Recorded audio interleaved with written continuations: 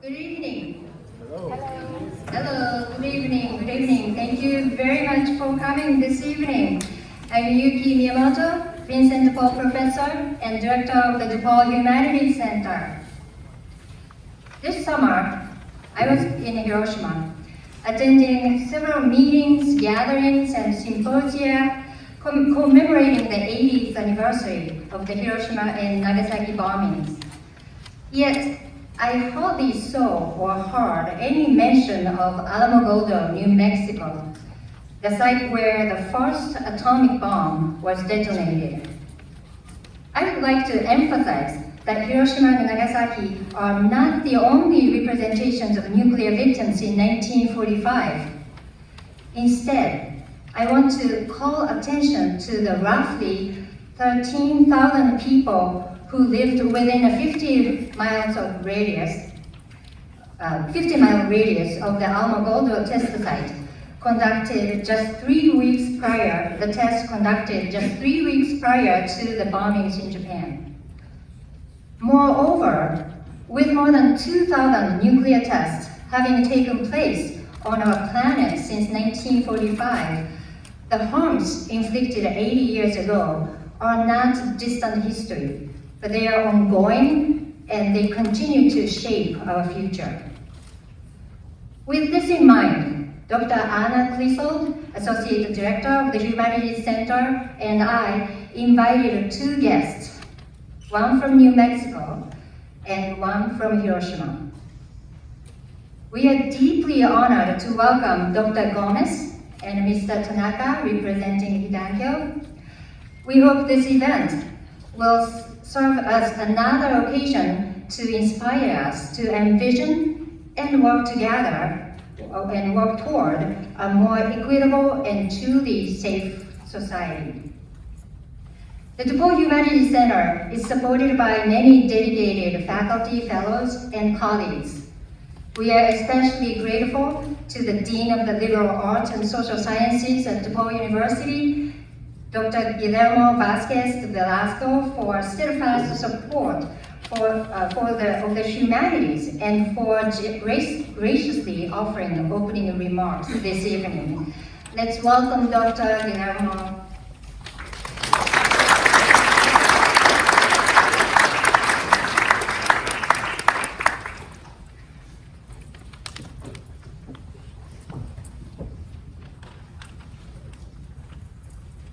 Thank you and good evening and welcome to DePaul. Thank you so much for joining us this evening for this amazing program we have in front of us. It is always my pleasure to welcome our guests to DePaul. DePaul, as you probably know, is a liberal arts university. What that means is that our general studies program that all the students in DePaul take has a very robust presence of liberal arts courses. Now, we always say that DePaul is different than many other institutions because here we do. Here we're hands-on. And the way I explain this is that in the liberal arts, we usually wake up the awareness and the understanding of the world around us for our students. Now at DePaul, we do one more thing, and that one more thing is we send them to be actionable. We believe in the applied liberal arts, the ways in which we can make a difference in the world. Now inside DePaul, and this may look a little bit like those Russian dolls, nested dolls, where there is a doll inside the next doll. Inside DePaul, we have the College of Liberal Arts and Social Sciences.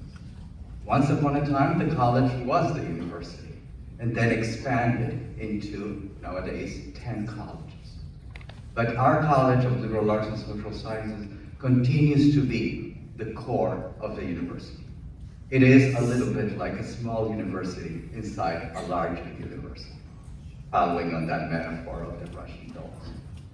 But then inside the College of Liberal Arts and Social Sciences, we find the humanities, we find the arts. And that's where we find our center, our humanities center, that carries that responsibility to celebrate the humanities beyond our classrooms, in forums like this one, where we bring guests, bring speakers, bring the whole academic family of DePaul together to share on that understanding of the past, the present, and the future. And sometimes that future is very promising, sometimes it's a little scary. And that's a little bit what we're going to see today. There is hope in the future. And that's, I hope that is something you can take with you after today's program. Now, when I told my wife that I was going to provide a short welcome to an event that talks about the nuclear legacies, I told her, this is my one opportunity to talk about Godzilla. But in her wisdom, and I have learned to recognize that she's always right, she told me, no problem, that's not what it's about. Besides, we do have an expert on Godzilla here with you. So I'm not going to talk about Godzilla. I'm going to pass the baton to those that are experts in this field. And I really look forward to tonight's program. So again, thank you everyone for coming. Thank you to Yuki and thank you to Anna for making your magic of bringing us together. Thank you so much.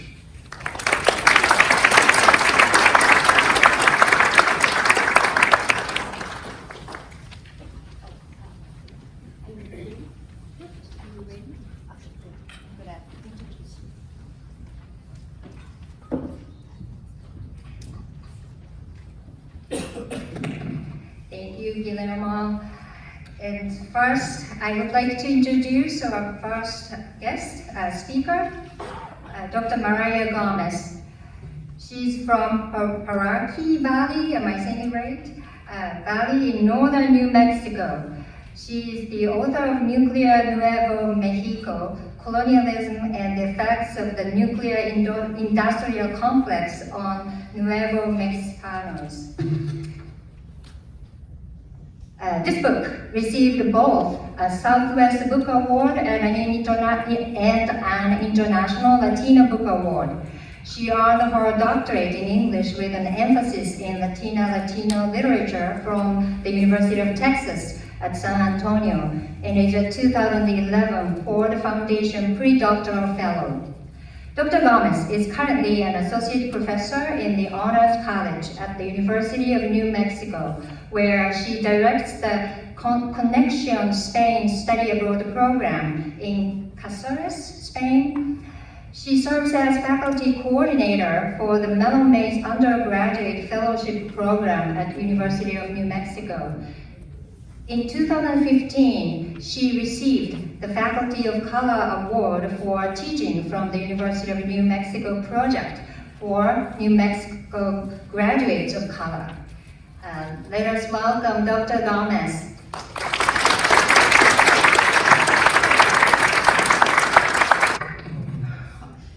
Like Yuki said, I was also in Japan in August for the 80th anniversary or commemoration of the bombings of Hiroshima and Nagasaki.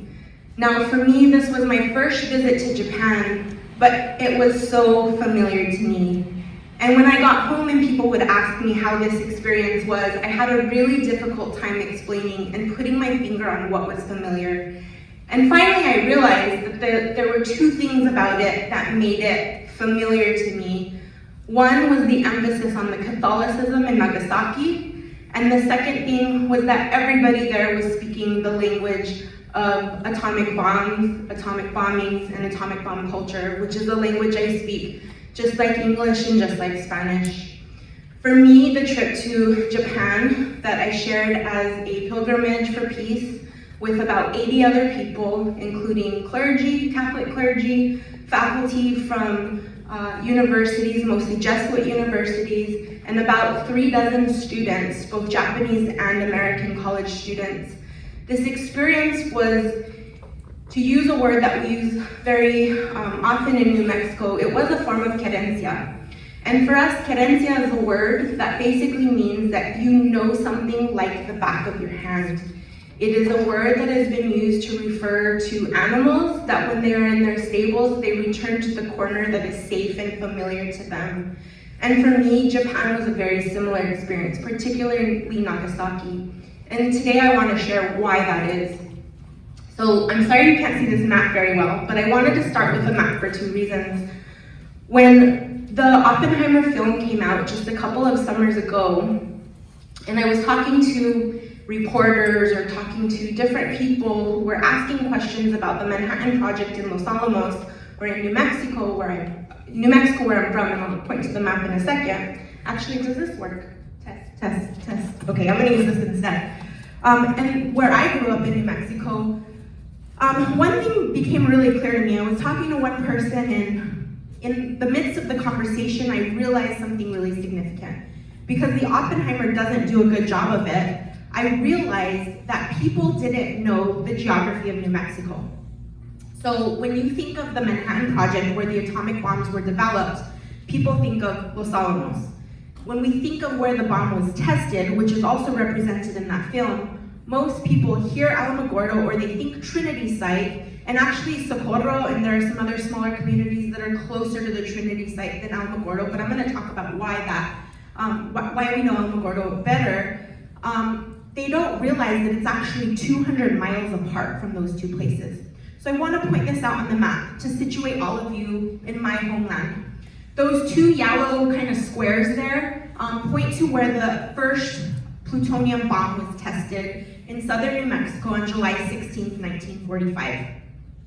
If you look up, all the way up, and I had a square on here and I don't know why it's showing up, but you can kind of make out the word Española, and to the left is Los Alamos. Can you all see that? No. Yeah, I know, and I don't have a pointer. So if you go straight up, if you follow I-25 straight up, you can see Albuquerque right in the middle. Head north of Albuquerque, there's a pointer. Oh, thank you. Sure. No working? There we go, okay. There's Los Alamos right there. So when we talk about where the bomb was developed versus where the bomb was tested, we're talking about a little over 200 miles of a difference here. And so what I want to start with is talking about what happened in Los Alamos with the development of the bombs before we get to the test, and then I'll end by talking about why this is relevant today. On November 15, 1942, Oppenheimer, as well as Leslie Groves, who was the military head of the project, and two other people visited what is called the Pajarito Plateau in northern New Mexico. At that time in the 1940s, it was still called Los Alamos, and that place has a very significant history, including indigenous presence from the Anasazi people, the ancestors of the contemporary Tewa who live in that area, in the 8 northern pueblos area, as well as Spanish colonizers, settlers who came to that area and then were later kicked out of those lands by American colonizers who ultimately fenced off that area. And some of that was recovered by who was then Mexicanos or Nuevo Mexicanos, New Mexicans.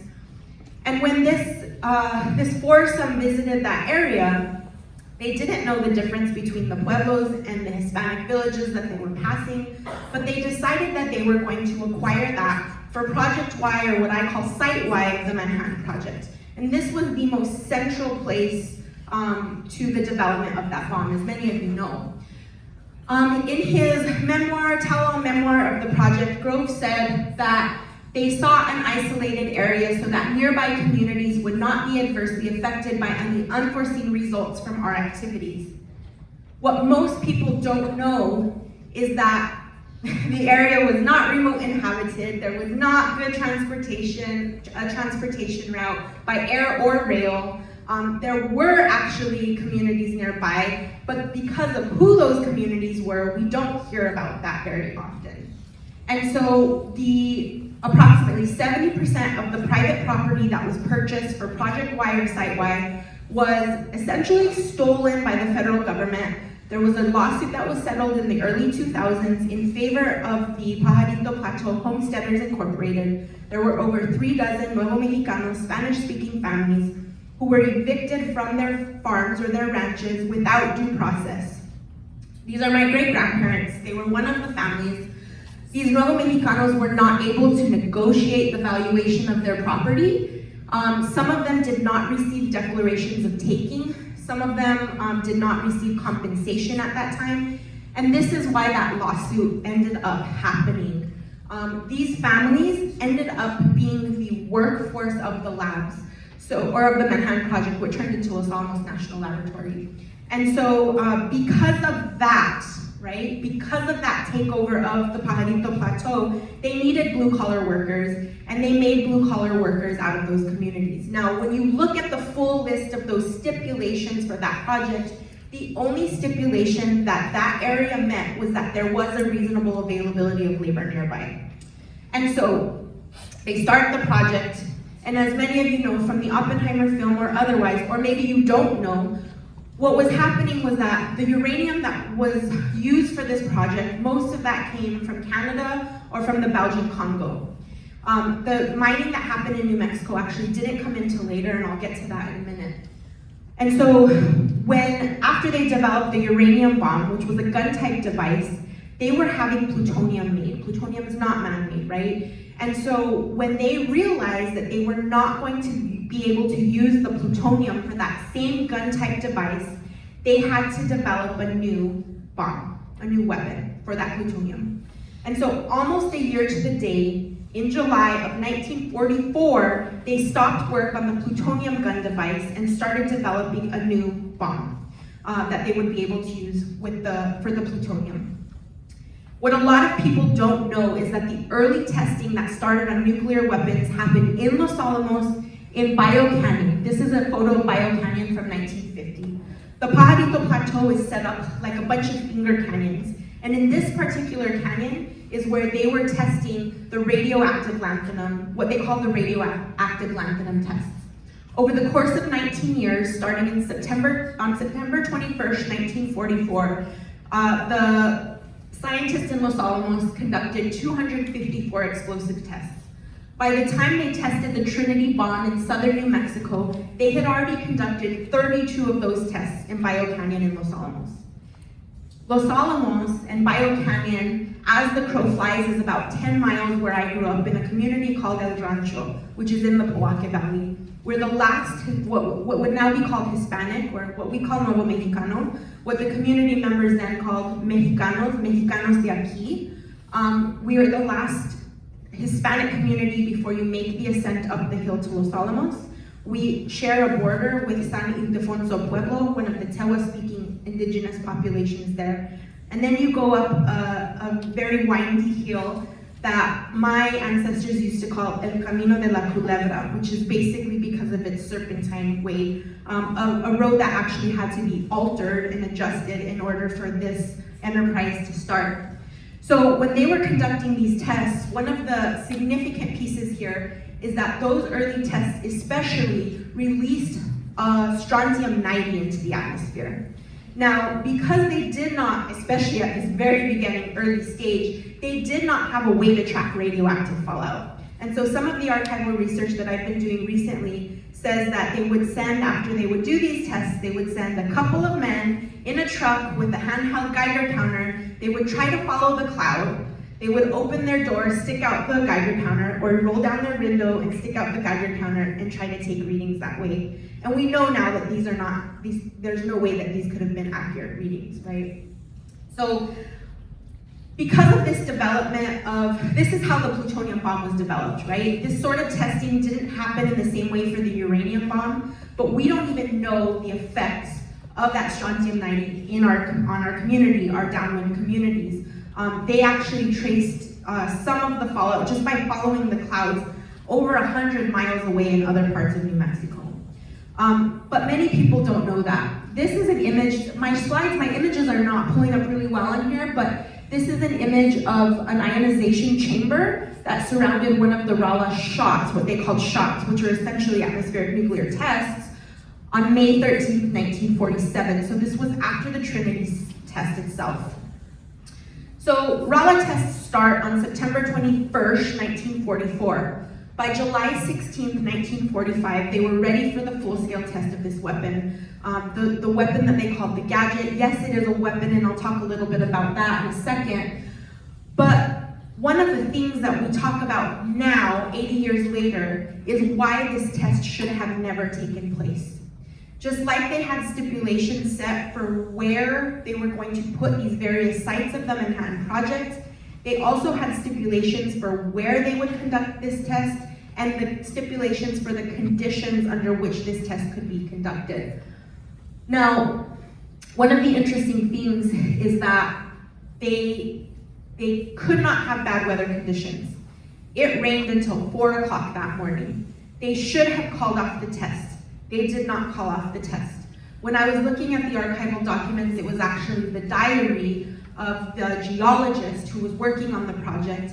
And when he's writing on the July 16th entry and he's making reference to the people who should have called off the test, one of whom was Oppenheimer, the other one was Groves, who didn't call off the test, and he said that they were all SOBs. Like, this is how he documents it. Only an SOB would have conducted that test because they knew that that rain and that wind was going to carry the fallout from that test. The other really significant thing about that is they also set standards for how high those Geiger counters would reach in terms of rentigens, which were the measurement for radiation, especially used at that time. And those Geiger counters in some of these nearby communities actually rained off the mark. They ignored them, they waited for them to go down, and they never evacuated populations. So they literally broke their own rules that they had set for evacuations. This happened without any warning to the communities that were nearby Trinity. It happened without any notification afterward. As far as the public was concerned, they released a statement in the local newspaper the next day that said a munitions dump had exploded. Now, because this was it was on the very edge of one of the testing areas for missiles. It was a missile, it was and is a missile testing site, White Sands testing range. People just took their word for it. They didn't question it. Had people have known that their whole area was going to be contaminated, they would have left. It's taken 80 years for people to start to accept and realize that they became downwinders that day that the test went off. So if you know anything about ionizing radiation, you're not just gonna walk through and become super contaminated by that radiation. It's not the same type of effect or acute radiation poisoning that the Hibakusha experienced with the bombings in Japan. What happened at Trinity site and the way that it affected those populations was a little bit different. When we hear and we read that this test was successful, this test was actually not successful. It did not detonate the way they wanted it to. There was 10 pounds of plutonium that did not fission. It went up into the atmosphere and it basically rained back down. And so in terms of thinking about the pathway to ionizing radiation contamination or exposure and the way that people ended up harmed is that they had to ingest it either by breathing it in or they had to consume it. And when you think about who those populations were that were living nearby, these were small villages, small pueblos, to use the Spanish word, of primarily Mexicanos de aquí, Nuevo Mexicanos, and indigenous people. In fact, the early fallout map that showed the fallout from that test conveniently went around the Mescalero Apache Reservation. Now, when we think about those communities and those pathways and the lifestyle that those people were living then, without realizing the bomb that had just gone off in their backyard, right? They were living very natural lifestyles. So the way that we think about land-based peoples then and now in New Mexico is that we have acequia communities. Acequias are irrigation ditches that collect water from basically the runoff, mountain runoff, or another water source that gets trickled in and used to irrigate. We grow our crops, we eat animals off of the land, and so all of that ended up contaminated, and the people ingested that in various ways. And so 80 years later, now we have many people who have gotten sick. We have questions of epigenetics because their descendants and their descendants have gotten sick. And in some families, there are 5 generations of cancer in particular, and these are epigenetic cancers, radiogenic cancers that are traced specifically to radiation overexposure, like thyroid cancer, for example. It took the federal government 80 years to acknowledge the Trinity downwinders, the people who were downwind of that first plutonium bomb weapon that went off. It's a weapon because they weaponized this device against their own people and never made them aware. In 1990, the federal government passed what is called the Radiation Exposure Compensation Act, RECA. They amended it in 2000, and it covers 3 populations of people. It covers on-site test participants for all atmospheric tests in the United States, of which there are approximately 1,000. It covers downwinders of the Nevada test site tests, so not Trinity and not Pacific Islanders who were impacted by radiation, by atmospheric nuclear testing. And it also covers uranium workers until the year 1971, not after 1971. Does anyone know the significance of 1971? Nuclear energy. So the federal government decided that they were not going to be held responsible for any uranium workers that got sick due to their work in uranium industry, whether they were miners or ore transporters or anybody else who was working in the uranium industry. There is a coalition of people, downwinders, post-71 uranium workers, on-site workers, who have petitioned the government since 1990, since 2000, to amend that Radiation Exposure Compensation Act in order to expand it and allow those people to be compensable and covered under it. And that finally happened this summer in July of 2025. This is really complex because do you know which bill this got reauthorized under? Right, BBB, right? House Bill 1, or HR 1. So it changed the beginning of coverage to September 24th, 1944. The year 1944 is because of those radioactive lanthanum tests. So now it covers downwinders in New Mexico. And it also changed the end of coverage from October 31st, 1958 to November 6th, 1962, which is when the Rolla tests ended. The problem with expanding or reauthorizing RECA in this way is that it only allows for a 2-year period for people to apply for that coverage or that compensation and have it approved. And because there are thousands of people who qualify for this, it's probably not going to happen. Some of the people that I've been talking to lately, the downwinders, Trinity downwinders in particular, are having a very difficult time procuring medical records. One of the only facilities in New Mexico that treats cancer patients had a fire, and apparently many of those records burned. So it's just like one thing after another for people. The other ironic part about it coming in that HR 1 bill is that it cuts rural health care. And when you look at the communities that are affected in New Mexico, the Trinity downwinders in particular, or our communities in northern New Mexico that are affected by Manhattan Project and Los Alamos National Laboratory, these are all rural communities. And so we actually don't know how this is going to play out. So what I'm doing in my work right now is talking about, and I'm not going to give like the whole, let me take you down the path of nuclear colonialism. I can if you want, and we can do that in Q&A.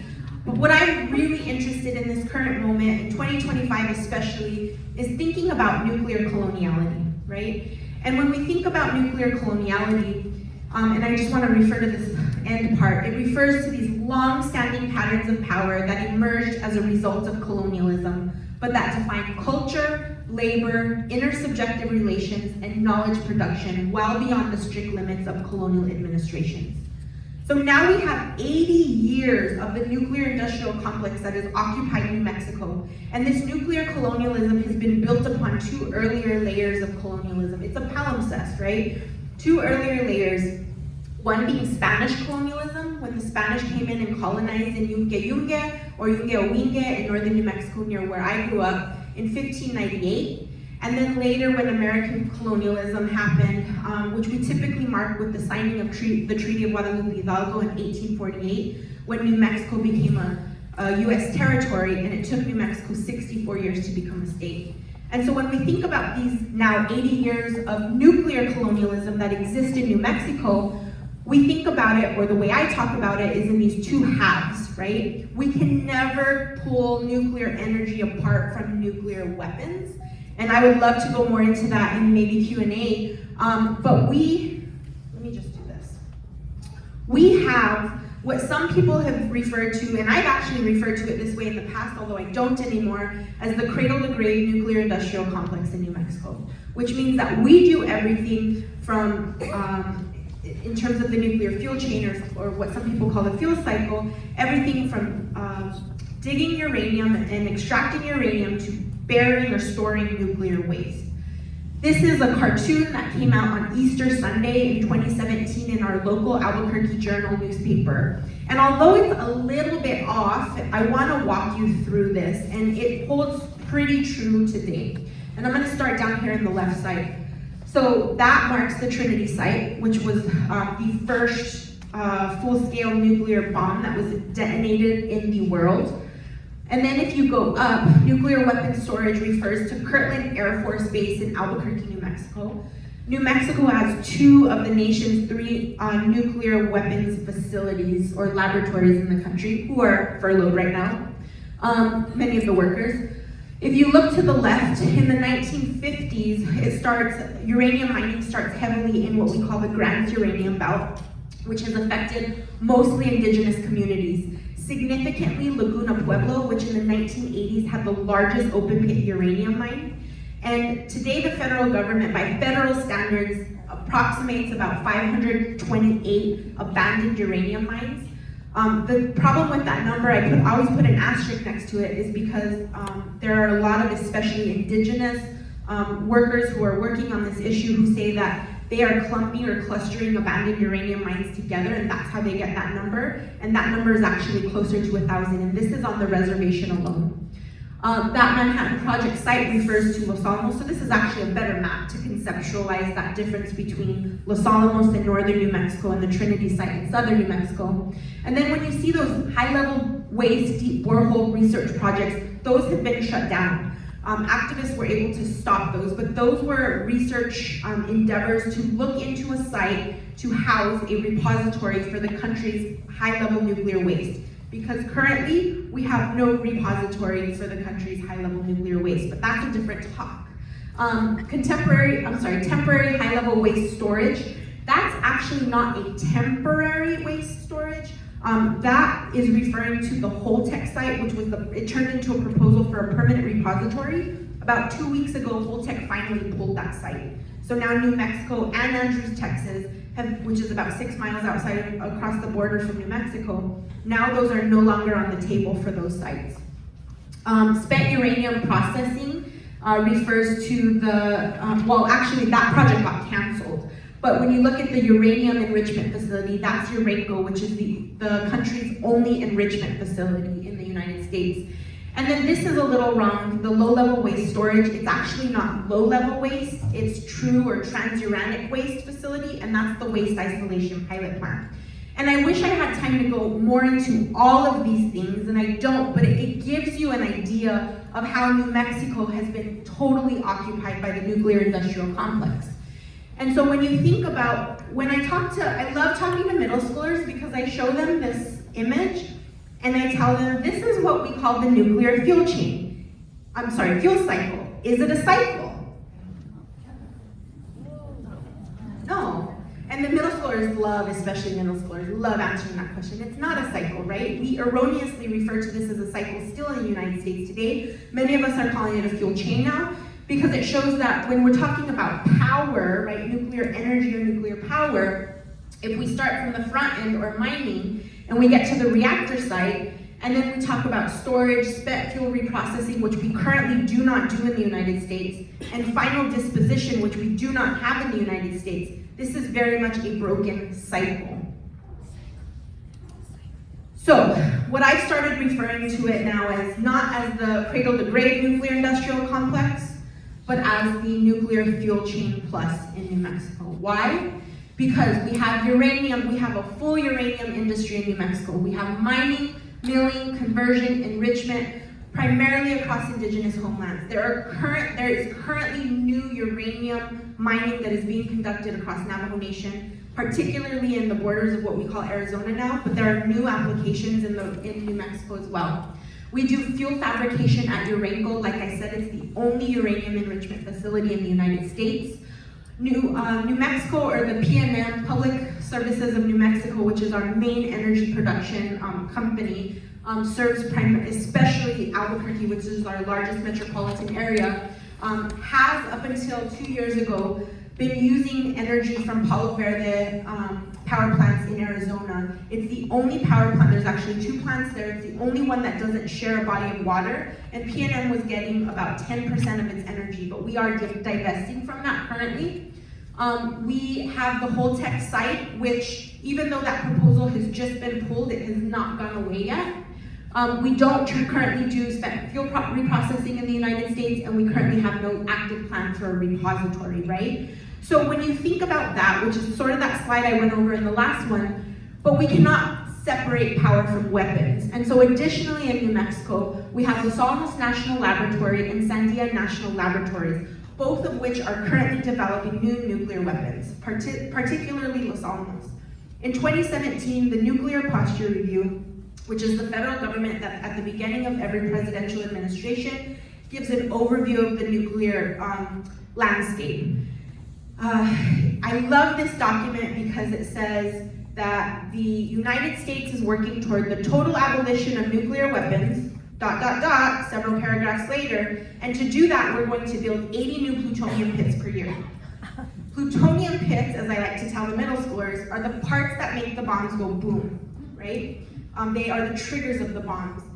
Nobody has made 80 plutonium pits, no facility, since the Rocky Flats plant in Arvada, Colorado, right outside of Denver, was shut down by the FBI after it was raided by the FBI in the 1990s for crimes against the environment.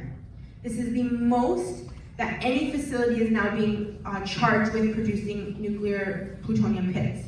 Now, the other facility, so Los Alamos is supposed to be producing 30 of those pits per year. The other facility is in South Carolina, and that facility, Savannah Riverside, is actually not functional right now, but they are being expected to produce 50 new pits. They literally are not functional right now. So a lot of that development is happening right now at Los Alamos. And then weapons storage. So in 1945 with the Manhattan Project, the Z Division was created at Kirtland, which is in Albuquerque, New Mexico. And in 1992, it became the largest nuclear weapons storage facility. Some people estimate, the experts who have to guess about how many nuclear weapons there actually exist in the United States, estimate that if New Mexico were to secede from the United States, we would be the 3rd largest nuclear weapons wielding nation state. We also have historically done and continue to do different types of weapons testing. We've had the Trinity test, we've done the Rolla test that I mentioned. There were also 2 Project Plowshares tests that were conducted in New Mexico, Project Nova and Project Gas Buggy. One major concern, and I don't want to say worry, but it is a concern, is that if new weapons are developed, which is happening right now, they are going to want to test those weapons. And the question now is, where will they test those weapons? And there are other types of nuclear waste. So I mentioned WIPP, the Waste Isolation Pilot Plant. There's also greater than Class C waste. There is a 2.5 square mile mixed waste landfill outside of Sandia Labs in Albuquerque. It is an unlined pit of contaminated nuclear waste that is literally thrown in there. It is being monitored by underground by monitors that monitor the waters particularly. We have Los Alamos National Laboratory that has the Area G facility, which has all of the high-level waste that is being stored above ground. There have been 2 major wildfires in Los Alamos in recent years, and the experts there have said that if those wildfires were to happen and were to get to Area G, there would be no way to stop that fire, and they would try to throw fire blankets over it and hope for the best. And then of course I'm talking about Trinity site. So this is what we're dealing with in 2025. There is an 80-year legacy of weapons development, of waste, of people who are still dealing with contamination and illness and fallout. And all of us should be asking questions about why the United States government is building 80 new plutonium pits and working on developing new nuclear weapons right now. And we need to be turning to people like Tanaka-san and the Hibakusha to hear these stories of what happens when those nuclear weapons are exploded in communities. Communities like the ones that I grew up in, the ones in southern New Mexico, and all of the people who've been affected by atmospheric nuclear testing as well as nuclear weapons. Thank you.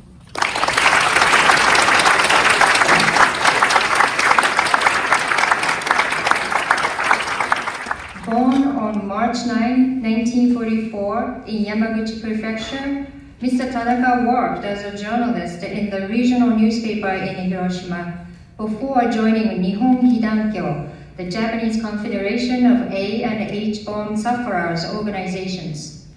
In 2024, he attended the Nobel Peace Prize award ceremony in Oslo, Norway, as one of the representatives of the organization. He has given his testimony in several cities across Japan and France. This evening, his testimony will be translated by Dr. Norma Field, Robert S. Ingersoll, Distinguished Service Professor Emerita at the University of Chicago. Her most recent book, co-edited with Dr. Heather Bowen-Strack, our DePaul colleague over there, is For Dignity, Justice, and Revolution, an anthology of Japanese proletarian literature, published in 2016. She also supervised the Japanese translation of Kate Brown's Manual for Survival, a Chernobyl Guide to the Future. This book just came out this year. Dr. Field is currently at work on a monograph examining the social, historical, political, technoscientific, and existential dimensions of the 2011 Fukushima nuclear disaster. Please welcome our second speaker and Dr. Norma Field.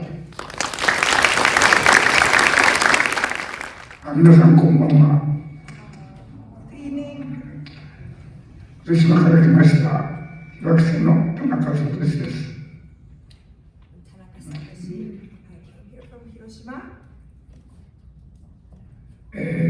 核兵器が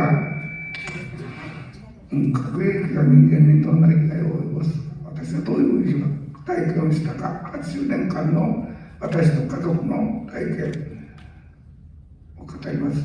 そして、私が被爆者の訴えを、どんな訴えを核兵器をなくす、世界の核兵器の被害者をなくすことを訴えてきて、それがノーベル平和賞につながり、そしてノーベル平和賞の意義をどう生かして、核兵器を、諸悪の根源になる核兵器をなくし、世界の核被害者を救済し、援護するかというお話をしたいと思います。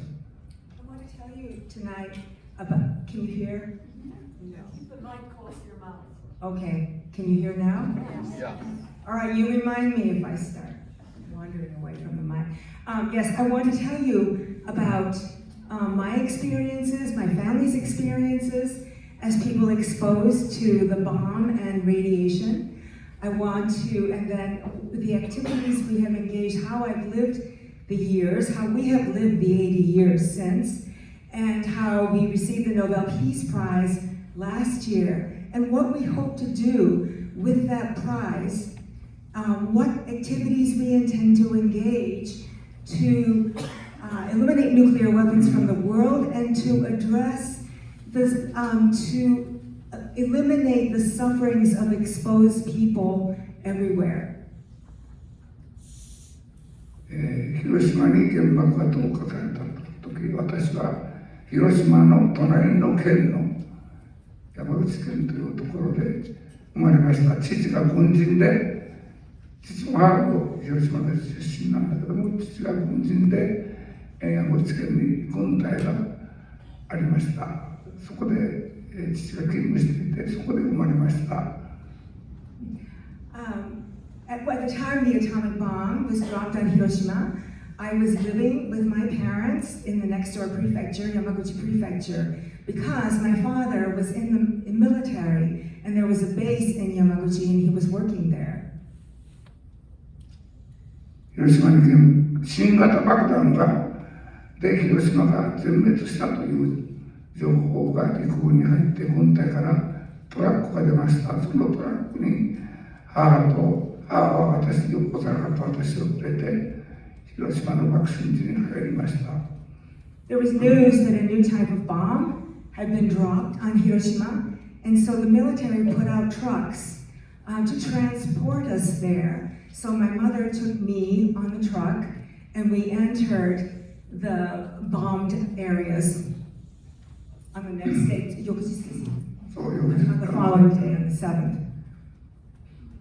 母の実家は爆心地から原爆投下された爆心地点からわずか900メートルのところにあり全滅をしました。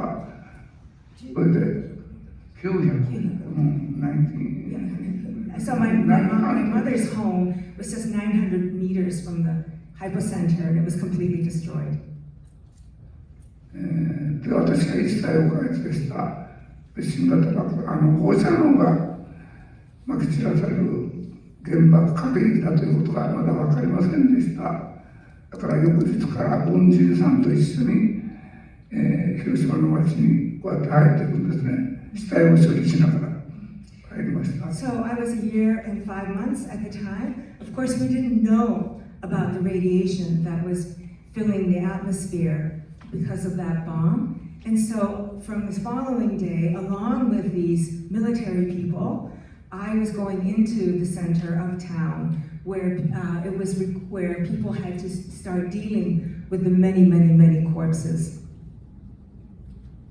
この時に広島地域にいた人は直爆者といいまして直接、原爆の影響を受けた放射能を浴びた人たち、これが第一被爆者は4種類あります。まず第一種類の被爆者は直接原爆を浴びた人です。So in the first instance, people considered hibakusha were those who they're called direct hibakusha because they were there on that day. 第2番は原爆が投下された時、爆心地から半径2キロ以内のところに2週間以内に入った人、これは被爆者です。And the second category are those who entered within 2 weeks of the detonation into a radius of 2 kilometers from the hypocenter. 私も母もこれに該当します。My mother and I fall into that category.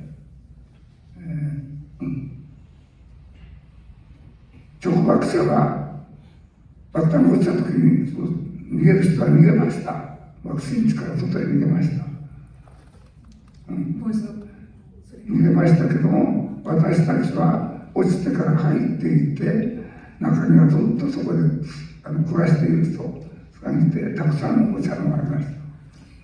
This is an ironic situation. Those who were the direct hibakusha, those who could, fled the site, right? But people like him and Mr. Tanaka and his mother were people who actually come into the city, flooded with radiation, right? And stay on there working, or people who had been living and hadn't been able to leave. 第3の被爆者は、その時に被爆したお母さんのお腹の中にいて、被爆をした人、原爆投下の翌年に生まれた人です。この被爆者です。The third category are those whose mothers were pregnant, who were bearing them at the time. So people born until within a year of the death. 第3被爆者。4番目は、この地域で被爆はしなかったけれども、そういう被爆者たちが逃げてくる。男の被爆地域から遠方の人々でも逃げてきた人たちを、大勢の人たちを、看病手当てをしたり、何日間かにわたって手当てをした人、救護看護の人たち、被爆者です。And then the fourth category are those who were not there within this defined area at the time, but instead we're outside, and there were many, many, as we can imagine, people fleeing the center of Hiroshima during that time. So the people, often students, who took care for the wounded fleeing Hiroshima. このような人たちが被爆者であるということをまず覚えておいてください。So when you hear the word hibakusha, please keep in mind that there are these four kinds of people. だって私の母の And recognized.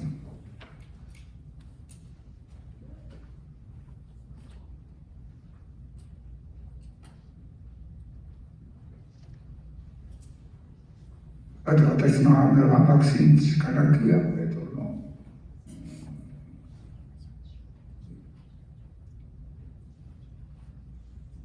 原爆ドーム。 That's where the famous atomic, the iconic atomic bomb dome is. And that's where his mother's house was. And this is a classic picture of the level of destruction. 先ほどの猫でまだ道路がないとき、もう死体、人間の死体の動物の死骸、瓦礫の中を軍人さんが道路をずっとつけてこう入るんですが。All the bodies of humans and animals mingled with the rubble that people それはmilitary カードの写真です。それは数日後の写真です。A few days after the detonation. 私の母の実家跡がどこか全く分からなかったんですが、この近くに神社の通りだけ石の通りがあったので、これが目印になって、1日後に家が探し当てられたら。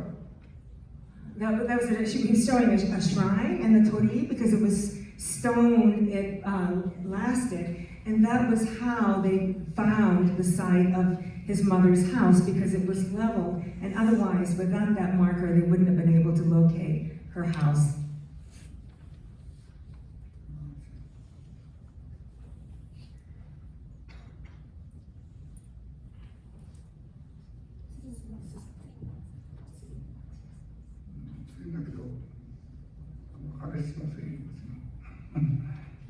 Tamaka.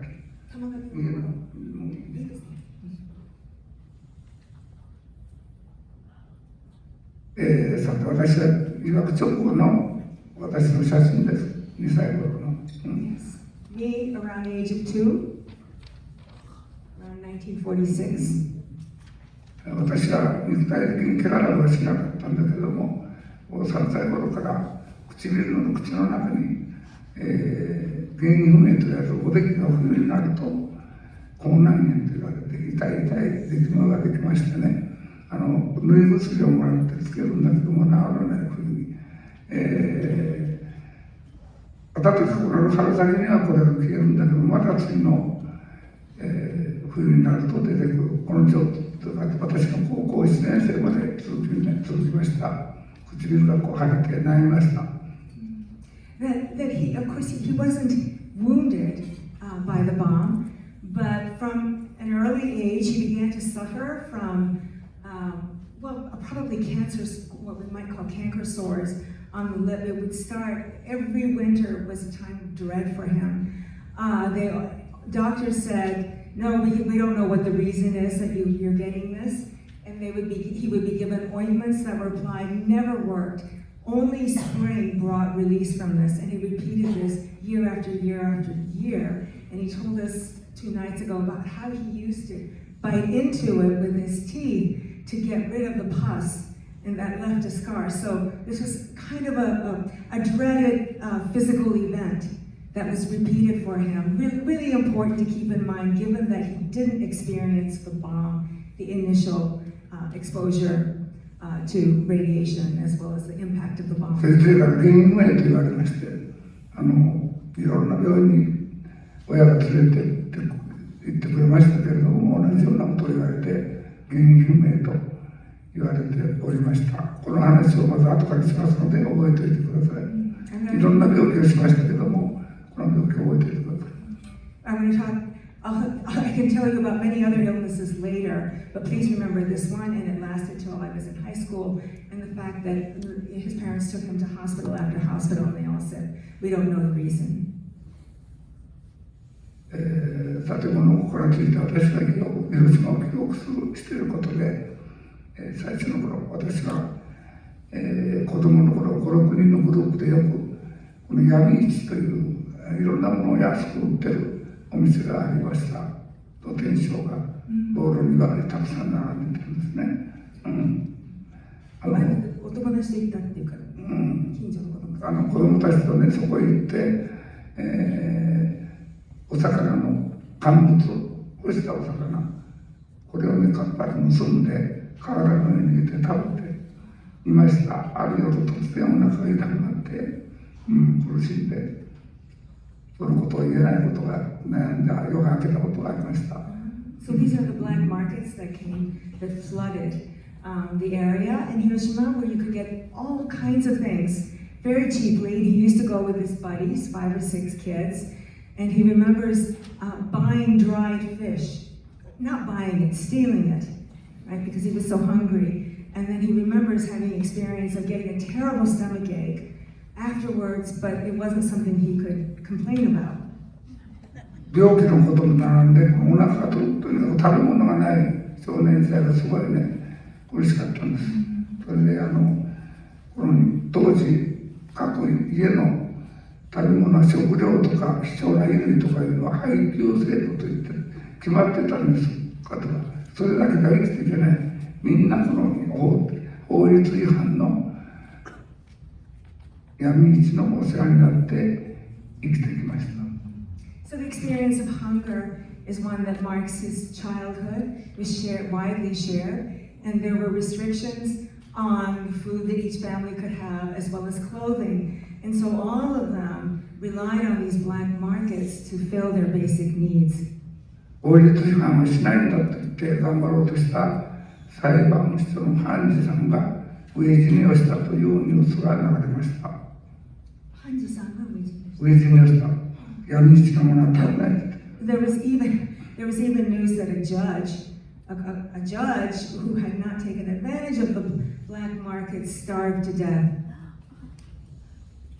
小学校は学校給食は粉ミルクでした。私も言うと牛乳をからで固めたところを熱湯で溶かして食感1杯ずつねいただいてたんです。そう、これは私たちは占領下でアメリカがくれてたんだろうとみんな子供でささやき合ってたんですが、ずっと後で分かったんですが、第二次世界大戦で国際連合ができてユニセフというのができました。子供たちを助ける機関ですね。今もありますね。難民の子供たちにいろんな医療品とか食料を送るユニセフというのができました。ユニセフの第1号の適用者が私たち広島長崎の子供たちは難民の子に指定されてユニセフからこのコラミルクをいただいてた。Yeah, school lunches consisted of powdered milk that would be dissolved in lukewarm water at school. They all thought that they were being given this milk. The source of the donors of the milk were Americans, but he learned only later that it was UNICEF, the United States Children's, a fund formed after the United Nations was, and we associate them with supplying necessities to refugee children in Africa, but in fact they were designated refugee children in Hiroshima at the time, and it was thanks to UNICEF that they were able to get this source of calcium. それは私が大学に進学した20の時まで続きました。小学生の時、実はアメリカでもらったんであって、国連からいただいたんですね。私たちは豊かな国になって、今日本の子供たちはテレビで難民の子供たちを出て募金したりしていますけど、私たちはテレビの向こう側に私たちがいたんだよということを子供たちに伝えています。So we tell Japanese kids today, children of the Japan has become so prosperous, who might do collecting contributions for refugee children elsewhere, that he wants them to know that they were on the other side back then as the recipients. 私はこのコラミルクのおかげで今日まで生き延びたそして皆さんの前でこういうお話ができるのも、コラミ塾のおかげだと感謝しています。I'm really grateful to that powdered milk. I think it's thanks to that milk that I've been able to live on to the present day and I'm able to address you tonight. この頃、広島駅あたりでは、私と同じ私よりちょっと高校生ぐらいまでの少年たちがたくさんいて、靴磨きをしておりました。Lots of kids would gather around Hiroshima Station in those days, and how they earned money was by polishing shoes. 原爆で両親を失い、兄弟を失い、一人ぼっちになって引き取ってくれる人のない原爆孤児と呼ばれる人たちです。They were called atom bomb orphans. Their parents had been killed, their siblings had been killed, they were left all alone, and there was no one to take them in. 列車に乗り降りする大人に箱の上に足を乗せてもらって、ボルギで靴を磨いて、ワンコインずついただいて、その一緒に生活をしていた子供たち。These kids who made their livelihood on their own, asking people to put their feet on boxes and wiping their shoes with the rags that they managed to collect. この子たちをみんなが時々見て、私はまだ貧しくても両親がいる。私の方がまだいいなと思った反面、すごいなと思って感心させられました。私はとても、真似ができないなと思って感心をして、時々苦しい時まではこの孤児を思い出して、今日まで生きてきました。When I saw these kids, I thought, well, I'm hungry too, but at least I have parents. So I felt sorry for them, but I also admired them. I thought I couldn't do what they're doing. And he said he's kept this memory throughout his life. When he feels discouraged, he thinks back to those brave and determined boys. Probably not just boys. この話には裏話。もう一つ話があって、実はこの原爆孤児に靴磨きをさせていたのは暴力団でした。広島は原爆の影響で暴力団がはびこる、暴力団が大きな暴力団ができる、暴力組織ができることになりました。これも原爆被害です。子供たちに仕事を与えたことはいいことなんだけども、一方でそういう暴力団がはびこり、闇の世界が横行するようになったのも原爆被害がもたらした社会的被害です。And there's another story I want to share with you, which is that because of the disruption, the chaos brought about by the atomic bomb, gangsters moved into Hiroshima. Now, they did give the children, these orphans, work to do, which he says was a good thing, that they could earn money that way. But at the same time, they took over so much of the goings-on of the city, and he thinks that we have to remember that this is one of the social costs of dropping that bomb.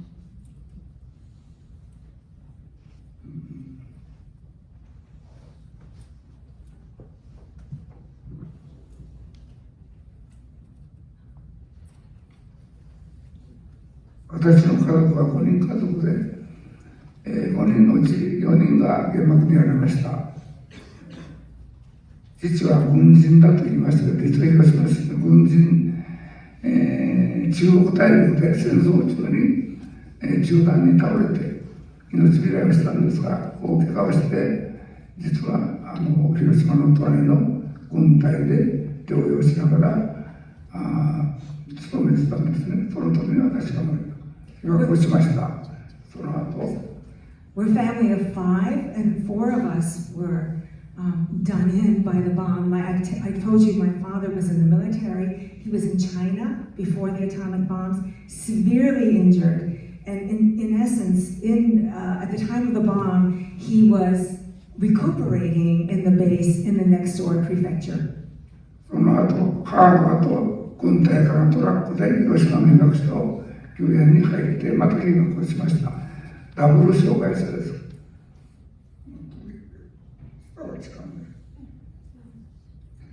And so when we came entering Hiroshima on the military truck, he was exposed again. So he was attacked doubly in the army in China and then entering Hiroshima right after the bomb.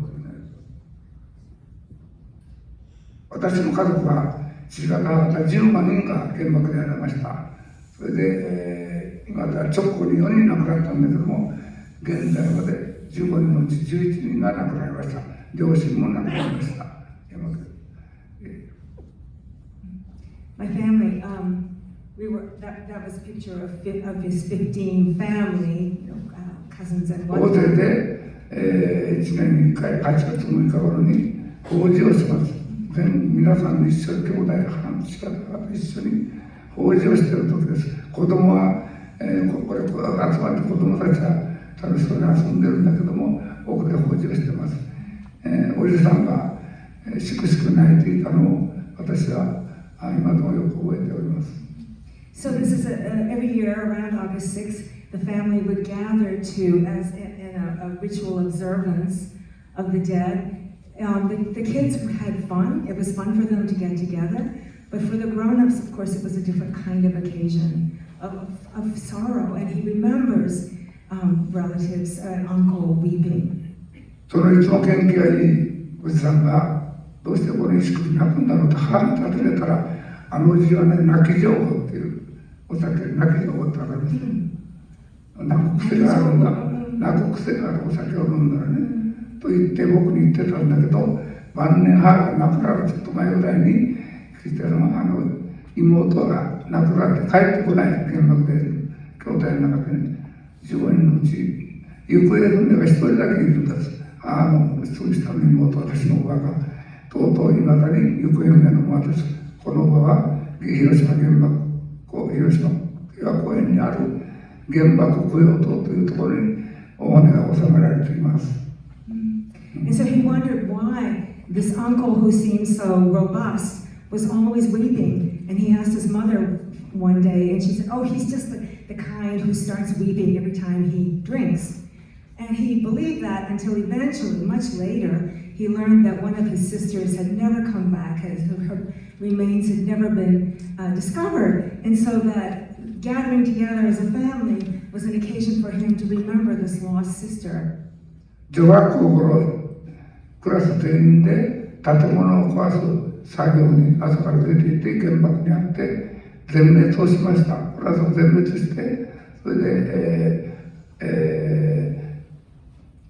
その骨が後から拾い集められてこの原爆供養塔というところに収められています。Yes, this is a mound where the remains of many people are gathered.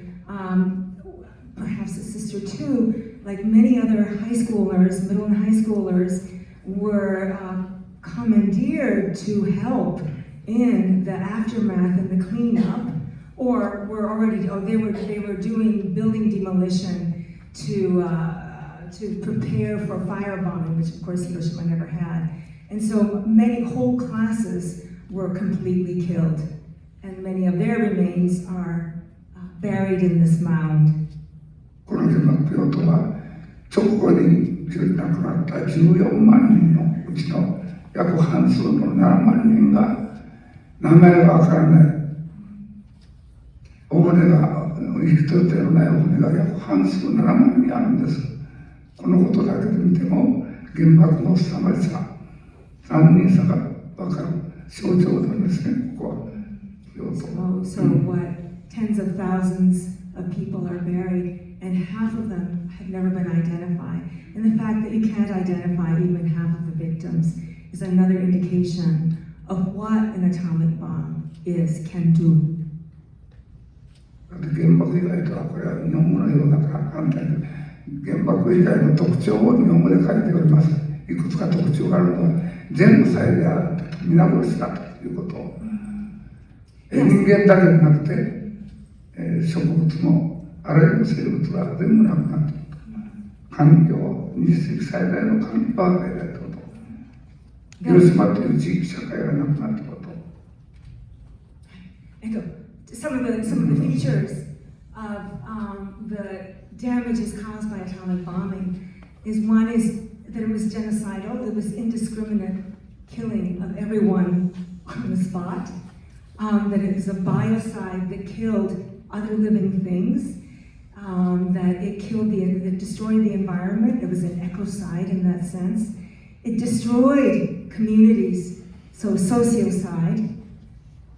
都市のハードな都市も、そしてそこら辺で今、文化も伝統も、地域、 Destruction community of も全部 culture, なくなる。 tradition, history, yeah, and earth side, it's a warning about the destruction, the total destruction of the earth that could happen. 一番知っておいてほしいのは、私たちは被害を受けた中から、私たちはこのまま核兵器をなくさなければ、やがて人類として全滅し、地球が破滅するんだということを予告をする出来事である。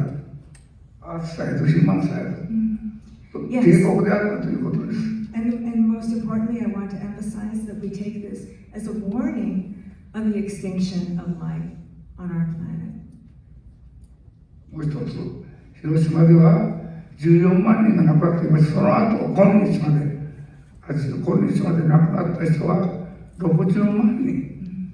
広島、長崎合わせて60万の被爆者が亡くなっているところを全て覚えている。It's often said the numbers that are given, 140,000 for Hiroshima and 70,000 for Nagasaki, those are numbers for people known to have died by December of that year. And Mr. Tanaka is worried that those numbers are circulated all the time, whereas in fact, up to now, we register 600,000 deaths. その他私のように生き延びてきた被爆者、その被爆者も国からの発行している手帳を持っている被爆者だけでも今10万人近くいます。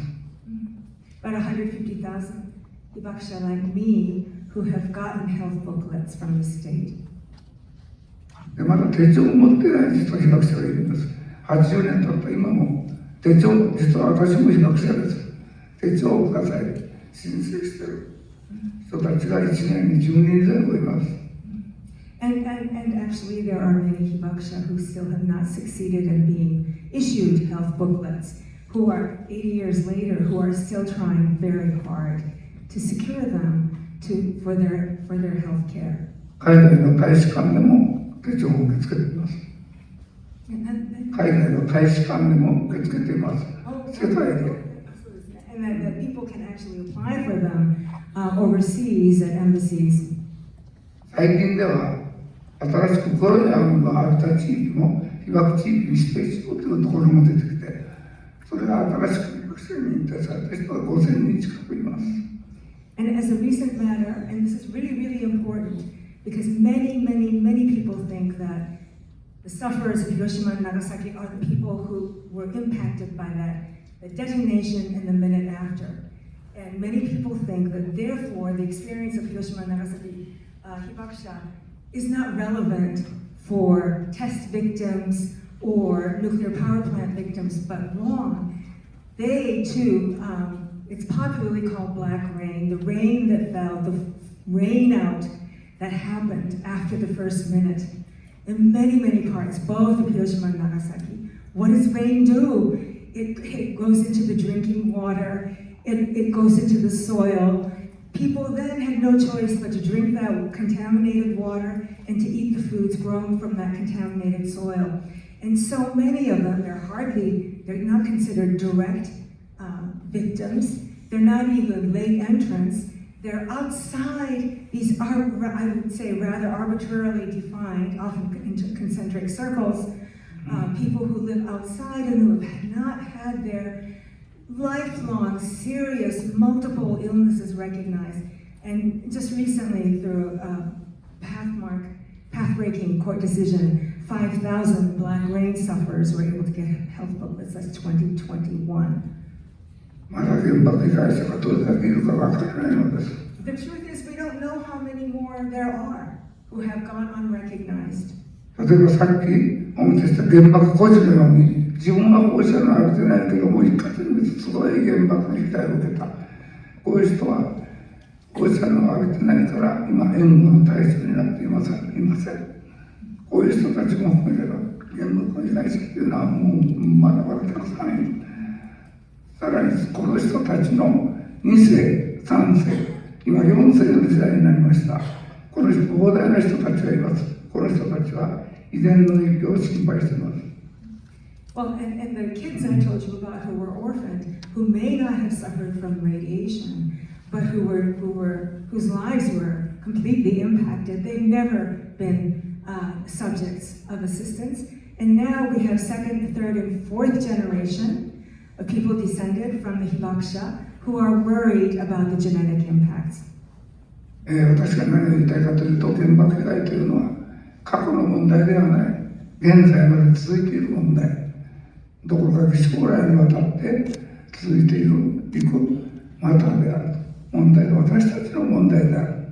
つまり広島の出来事は昔話ではないのですということを認識いただきたいと思います。So what I really want to impress upon you that this is not a story about the past, that the impact of the atomic bombs has not ended. It's about our present and our future. It will continue. 私は東京大学に住んで広島の出身だというと、原爆の時はどうだったのか、原爆のことを尋ねられるので、ついつい自分が被爆者であることを意識するようになりました。I went to university in Tokyo, and people would ask me, once they learned I was from Hiroshima, about the impact of the bomb. And so I became very self-conscious about it.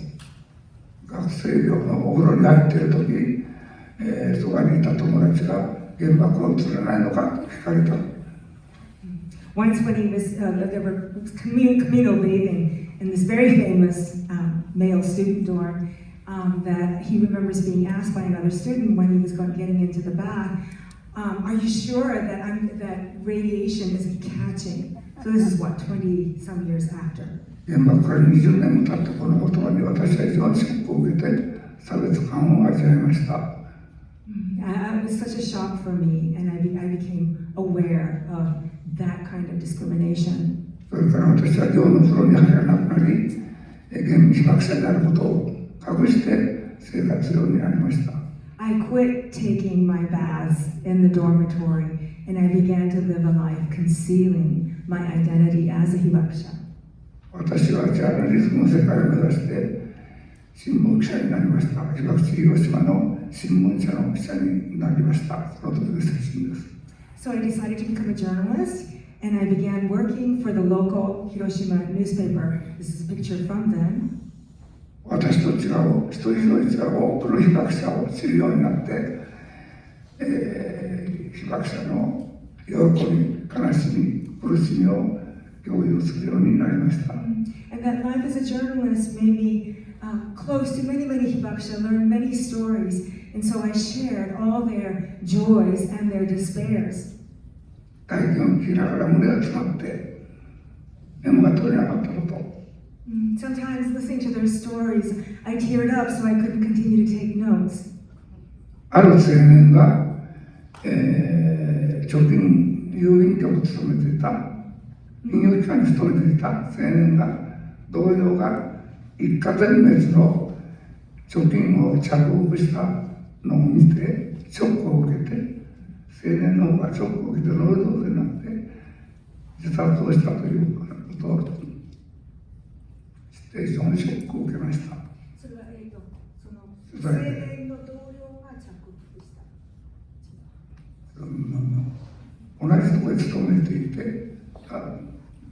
職員が一家全滅の自分の住むとこを見て、こっちの青年がノイローゼになって、この人は全然一緒にいなくてノイローゼになって人間不信に陥って自殺をしたという出来事がありました。And a particularly memorable happening was a postal worker who saw that a colleague had stolen the life savings of a family, and he was so appalled, upset by that kind of action that he became sick, and he ended up committing suicide.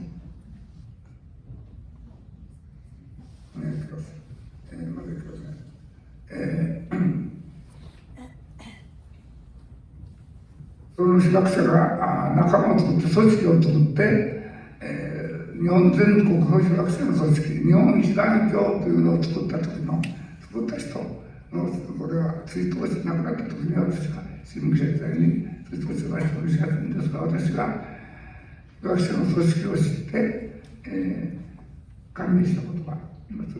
私たちは自らを救うとともに人類の危機を救おうと決意を誓いました。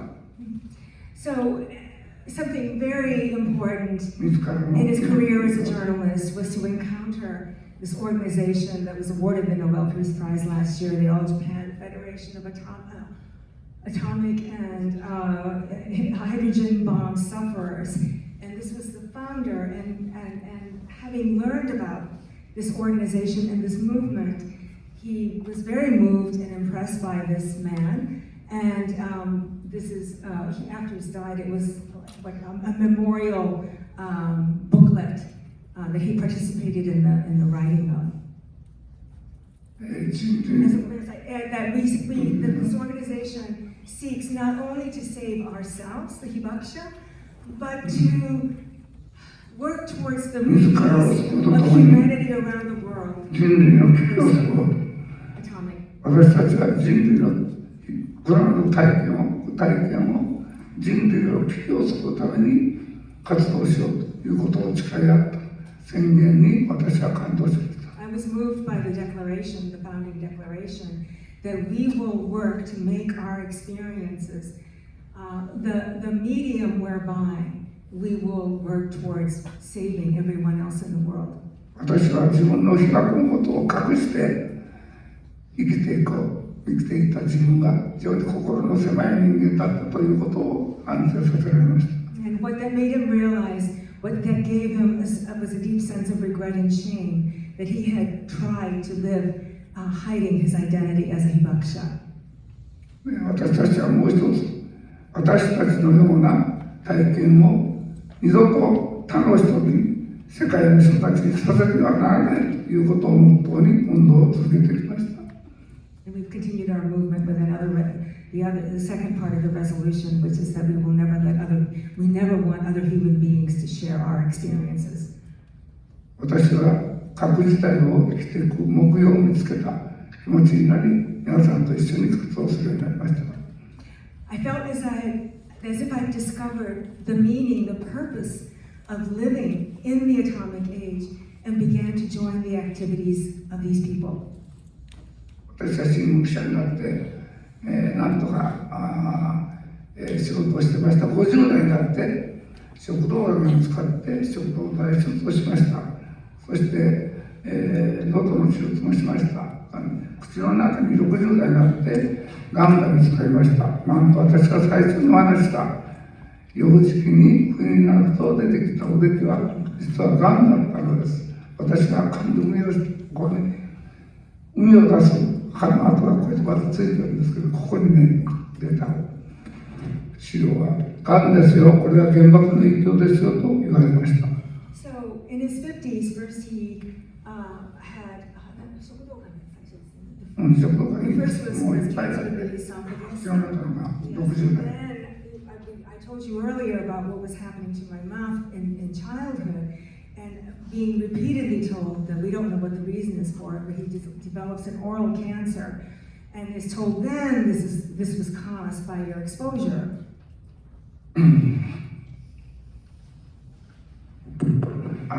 書類を役所に出すためにですね、いろいろ聞かれて、私は母が私を連れて家族を探すときに野宿をして川の水を飲んだりしてたことを思い出して書いたら、これは放射能残留放射能の影響だということ、原爆症だと分かったのです。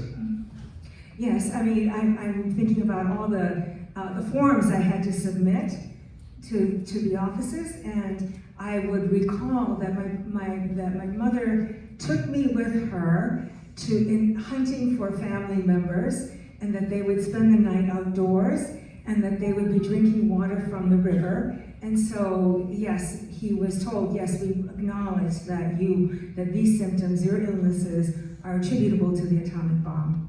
私のように較的低線量の放射線が私とは晩年都市が多くなって、その影響が出るという統計資料があります。私はその典型的な例になっています。I'm a typical example. There's now research that shows that there are people like me who were exposed to low levels of radiation, and that frequently that results in delayed effects, like decades delayed effects of cancer coming out, and that too can be attributed to that exposure. そして私は今6つのがんを患って小動手術入院繰り返し通院をしながら、治療しながら生活をしております。私のように昔話ではないといったことです。つまり原爆の被害はこのように続いているのです。これからも続いていく問題なんです。And so I ended up being diagnosed with 6 cancers. I made my life all these years in treatment, and I'm here today. And so I think you can tell from that too that this is a story that hasn't ended.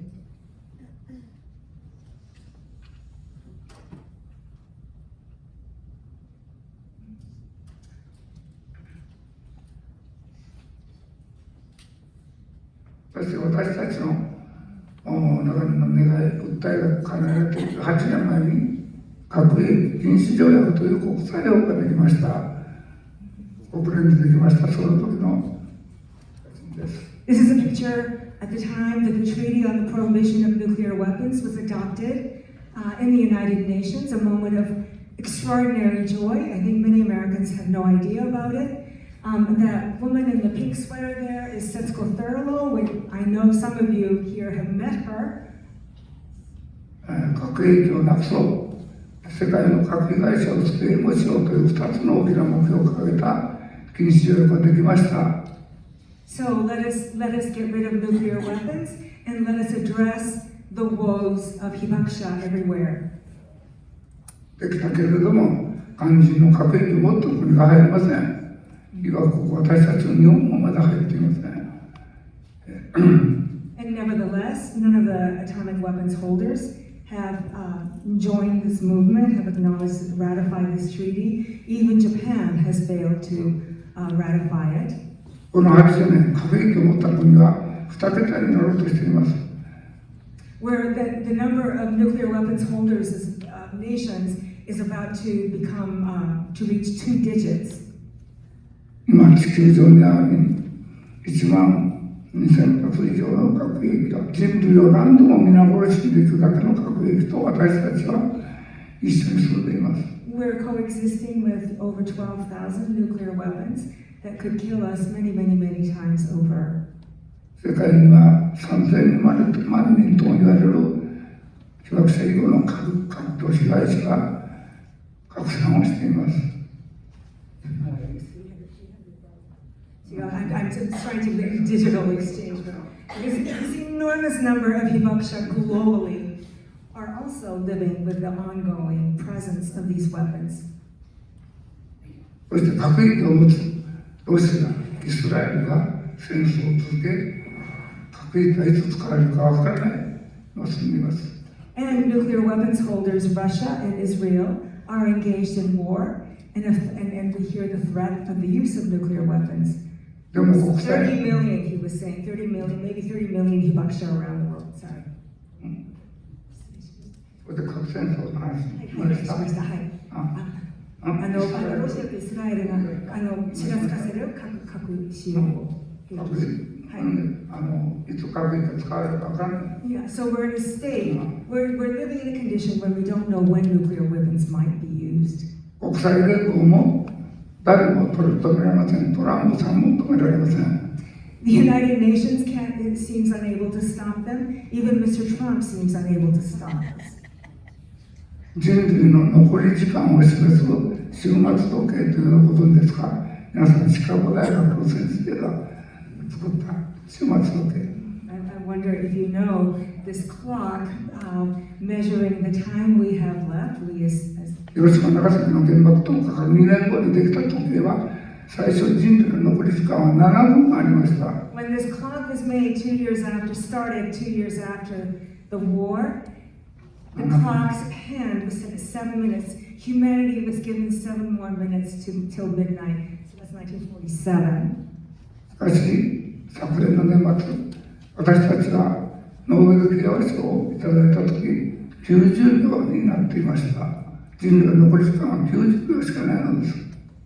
And when we received the Nobel Peace Prize, it had shortened to 90 seconds. And since then, it's 1 second shorter.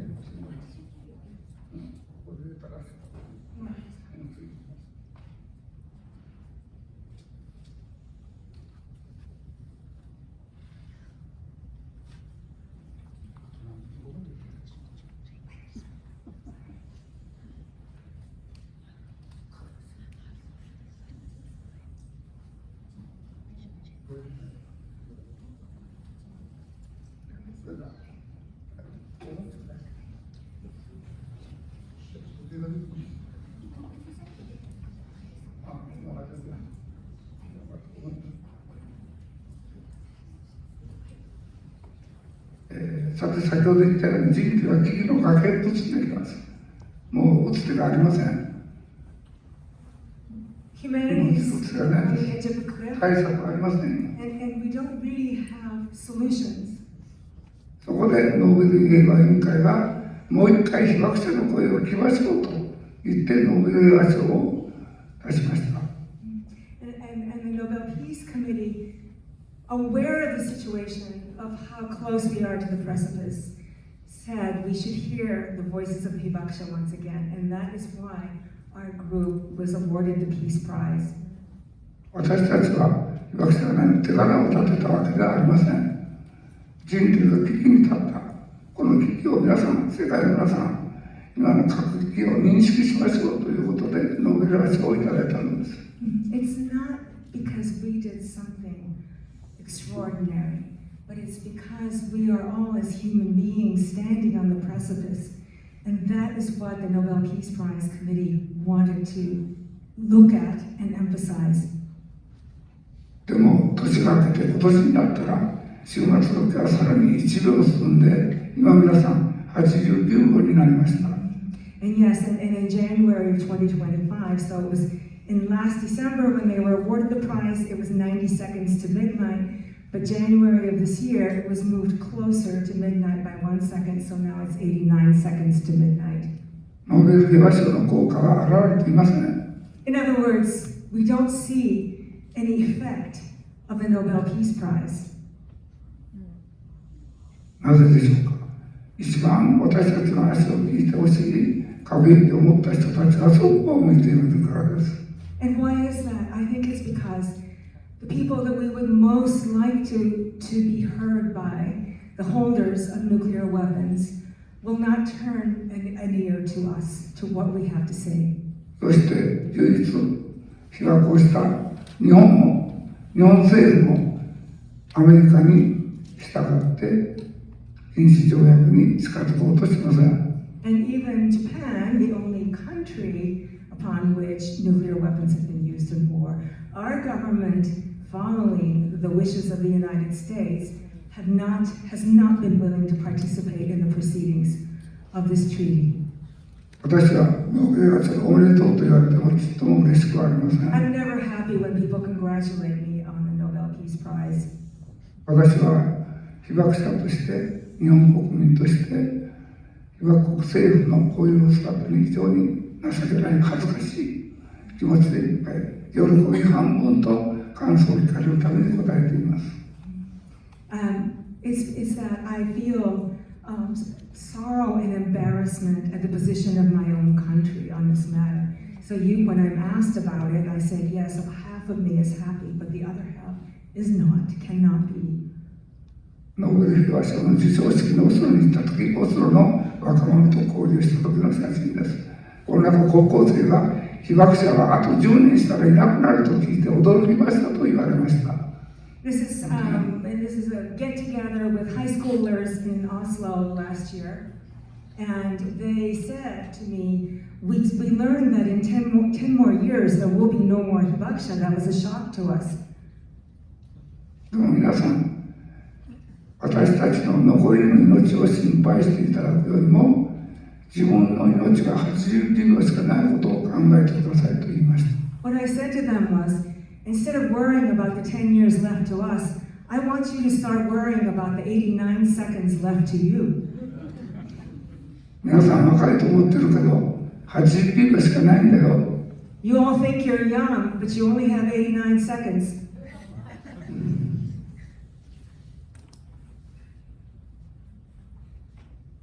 そして、まず一番、この8になった一番の目標は、核を持っている国を1ミリでも動かすことです。Our biggest goal is to move the nuclear weapons holders in the right direction, even 1 centimeter, 1 millimeter. 私は5月にフランスに行った時にマクロン大統領に戦争を止めてください。核軍縮のテーブルを5つの国に呼びかけてテーブルを作ってくださいと要望書を渡しました。要望書は届くとこまで行きました。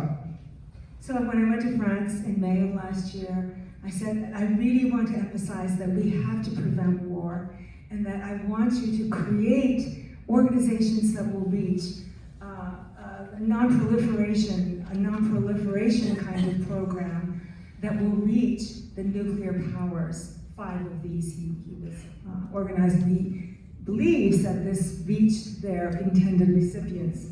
先月ニューヨークの国連本部で核兵器をなくすための国際デーというのがありました。先月9月26日。この時に被爆者が演説する機会が与えられて、私はそこに行ってきました。演説する。Yeah, there's a day to abolish nuclear weapons. I went to New York for this purpose in September of this year. 人類の残り時間は89秒しかなくなりました。皆さん、今にみんな被爆者になるかもわかりません。Yes, and I met with leaders. I asked to meet with the leaders of the nuclear powers, and I said, we only have 89 seconds left to us. You may all end up being hibakusha. 核保有国のリーダーの皆さん、私たち被爆者と会ってください。そして、ここにいる皆さん、一緒に行動しましょう。呼びかけました。So I said to them, please meet with us, hibakusha, the leaders of the nuclear powers, and please join us, let us act together. のんびりしてはおられません。それぞれの皆さん、立場、世代で、核兵器をどうするか、そのためには自分がどうしたらいいのか、核時代を幸せに生きるための、これは絶対条件です。一人一人が考えていただきたいと、一緒に考えたいと思います。長い時間いただきました。ありがとうございました。Yes, it's not time for you to be sitting back. We have to think together, each of us, what we can do to stop this, to start moving in the right direction. That is what I appeal to them. And I'm going to end my talk here, and thank you for listening to me for a long time.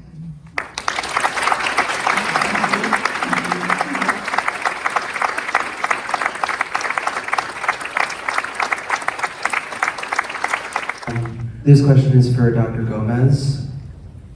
As someone who, like myself, has grown up in a world that is post the invention of these nuclear weapons, and to the point where it has become steeped in our culture, this idea of a nuclear apocalypse, how do you think your perspective differs from those like Mr. Tanaka who were directly impacted by the inception of these weapons? Yeah, that's an interesting question. I mean, I think one of the things that Tanaka-san mentioned that resonates a lot with me is the generational trauma. So one thing I didn't talk about was how my family has personally been affected. I mentioned my great-grandparents, but my grandfather ended up as a laborer. He died of cancer. We have many generations of illness in our family, including thyroid disease and other radiogenic illnesses. And this is something that's very common across New Mexico. And I know that doesn't answer your question.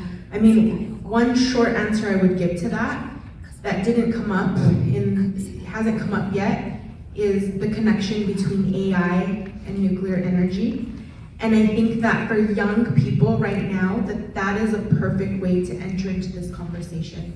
Because probably everybody in this room has either voluntarily or involuntarily used AI right now.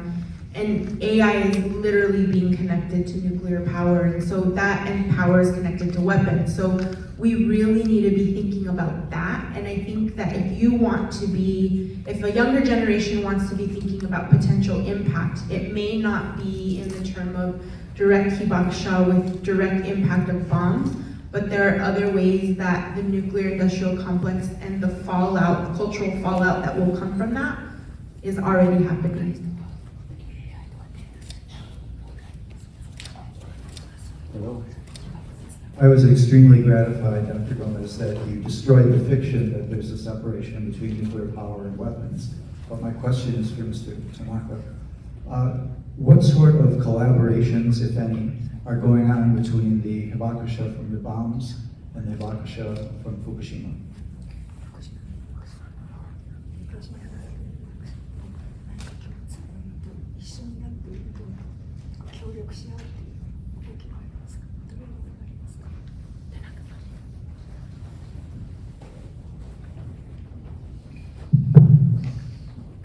それはたくさんありますね。 There are many. 形態は違う。あれ原発の放射能漏れ、核兵器による爆発の放射能違いがありますけど、同じまず放射能の被害を与えた共通点があります。それで私たちが、たくさんあってもうたくさん時間がいるんです。まず私たちが福島から学んだことは、私はさっき被爆者の種類の中で爆心地に2週間以内、14日以内に入った人が被爆者という定義がされてますけど、福島では放射能の被害を受けた人は10年も20年も帰らないと立ち入られないということがされています。これはもう後から分かったことですね。私たちの時は放射の被害が分からないから、立ち入り禁止の難を貼られてなければ、そこから私のように被爆地爆心地に入っていて、たくさんの人が生活を続けて被爆をしています。福島で分かったことは、そんなことしたらもういけない。10年も20年も入らなかったんです、実は。福島地域のことが分かった。大きなこと。それでもう一つ逆に福島が広島から学ぶことはたくさん素晴らしいようです。Yes, there are many collaborations, but and the thing that we have in common, whatever the form in which the radiation was delivered, the point is that, Yeah. And the point is that we were exposed to radionuclides, and that is impacting us. Now, we in Hiroshima and Nagasaki have learned this from Fukushima, that I said to you earlier that there's a class of hibakusha, the late entry, I think it's translated as hibakusha, who came in within 2 weeks, within a certain distance from the hypocenter. But we know that in Fukushima there are areas that people should not return to for 10, 15 more years. That is something we've learned from them. We didn't know that back then. And unless there was some barrier, you just went in wherever. And so many people in Hiroshima were exposed because they went right back and to resume their lives. Okay, and then there are things that we can share. 福島側のこともたくさんあります。医療研究者、お医者さんが、広島に入って被爆の影響の、私たちが研究調査で蓄積してきた動画を、たくさん勉強されて福島に持ち帰って、活用されていることとか、これから被爆者の私たちと同じ手帳を被害者の手帳を広報しなさいと私たちは言ってるんです。手帳を取ること、これは別に言いません。まず被害者をどのように救済していくかということについてまだ道半ばです。それについて私たちはまだまだ足りないんだけども、被災者同士が交流をして、研究機関が情報を共有して、援護に役立てていく、いろんな方策は広島から学ぶことはたくさんあると思います。 And on the other hand, we have a lot of accumulation of medical knowledge in Hiroshima. There are lots of doctors and scientists who have been doing research on this, and that's something, and that people have come, experts have come from Fukushima to learn from that. So there's that kind of knowledge sharing in the direction of Fukushima. Another thing is that the health booklets, the medical booklets that have been so crucial for Hiroshima and Nagasaki survivors. We would like to see Fukushima people get those too. That hasn't happened yet. So there are a number of areas in which we collaborate. We have been able to share with each other, but it's still very, very inadequate. And we have to go on supporting each other and pursuing knowledge and practices that can help both. Thank you. Good evening. My question is for both of the speakers. And Get closer to the microphone. there was a call to action at the end of both presentations that we should look to involve ourselves in the nuclear movement that's happening right now. And are there any organizations or anything that are a good example of what can be done? I have to translate first. Okay. お二人の質問で、最後にお二人とも行動の重要性をおっしゃったけれども、私たちが何か関われるような団体とか動き、運動っていうのをなんか提案していただけませんか?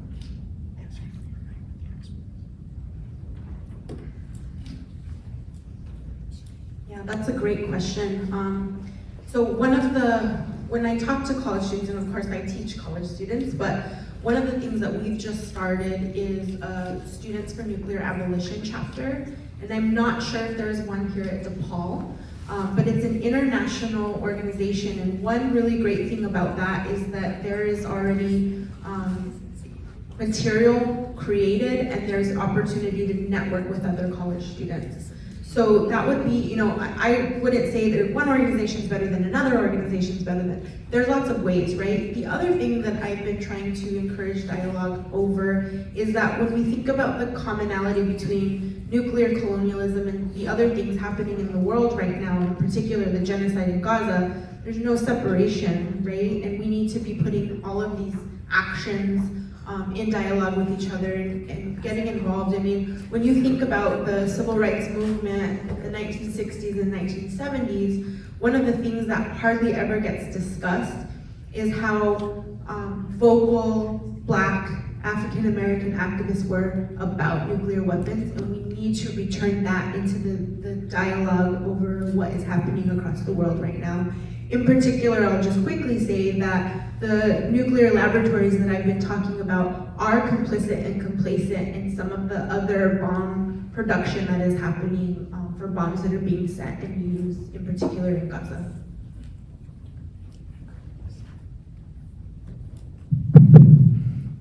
私たちは日本ではまず11月、来月に政府国会に取り巻く大行動を被爆者がいろんな団体に呼びかけて大行動を起こす計画を進めています。それで若い人たちに参加を呼びかけています。So, for example, most immediately in November, we are planning a big action with Hibakusha and supporters to surround the Parliament building. And we're calling on young people especially to join in that effort. 禁止条約にありましょう。戦争をやめさせましょう。そして各国の、特に核を持っている国の大使館に、要請行動します。And we're calling for the ratification on the Treaty for the Prohibition of Nuclear Weapons, TPNW, if that helps. And then we're calling for the end of war, and we will be presenting our demands to the embassies of the nuclear weapons holders.